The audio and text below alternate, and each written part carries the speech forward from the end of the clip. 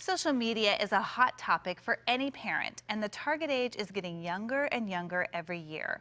There's a new network for kids from the ages of 8 to 12 that's moderated by parents to help build positive values in a digital community so they aren't likely to participate in the body shaming, trolling, and cyberbullying culture. The CEO of Mazu, Janice Taylor, joins us in studio. Welcome, Janice. Thank you. Thank you for having me. This is a topic that I'm a mom, I have 3 girls, I actually have somebody in that demographic that's 10. It is the top of all topics for moms. So how did you come up with this idea? Well, just like you, I'm a mom. I have 2 girls. They're now 14 and 10.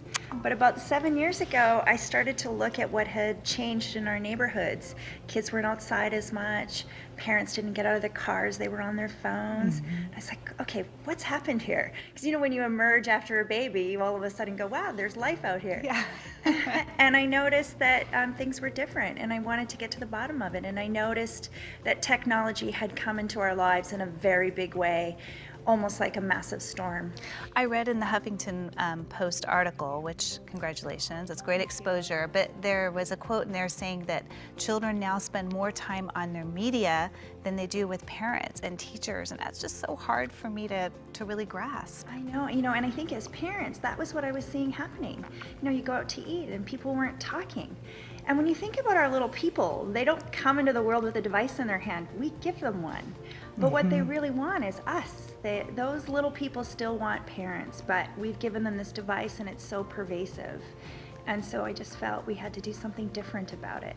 A lot of moms say, I don't even want my kid to touch anything until they're, 13, 14, 15. But how do you feel this is better? It's sort of the idea of swimming. You're in California and you're surrounded by water. And the very first skill you give your child is swimming lessons because you're afraid they're going to drown. And for me as a parent, I was like, they're going to jump into this world in the deep end of the ocean. We need to prepare them, and children need to be nurtured in an environment. So for me, it was about how do we nurture them, teach them right from wrong, teach them core values so that when they enter the world of the deep end of the ocean of social media, they're prepared, they understand what to do, just like swimming. How does it work? So I know you said grandparents and parents were all moderating it, really. Yeah, and for me, it's like 2 parts, one moderation and one mentoring. When you sit around a kitchen table, you're telling stories, you're really mentoring your child. So in our environment, it's about, first, we call it the digital village of love. The content there is all tagged with a core value. It's all been moderated and curated, and at the same time, that private family communication and engagement is fun and funny, but also teaching and engaging. So it's 1 part monitoring and 1 part mentoring. So for my 10-year-old, if okay, I'm not going to get you a smartphone anytime soon, but you could go and be a part of this, how would she go about doing it? So there's 2 ways to do it. You can go onto the app experience just on her iPad. It's all, again, private. You, the parent, are involved with your child's digital life. The content is there. They can sign up. You can sign up as a family. It's all in this really, really wonderful environment that's nurturing her.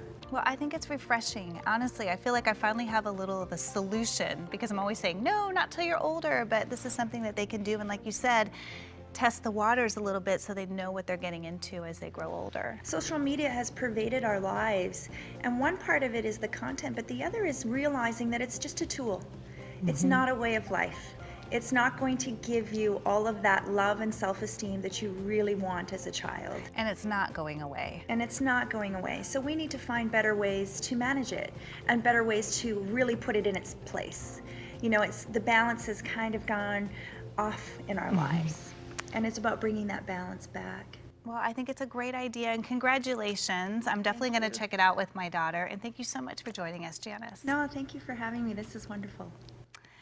And coming up next here on California Live, we go inside the LA Auto Show. This and so much more when we continue with California Live. Don't go away.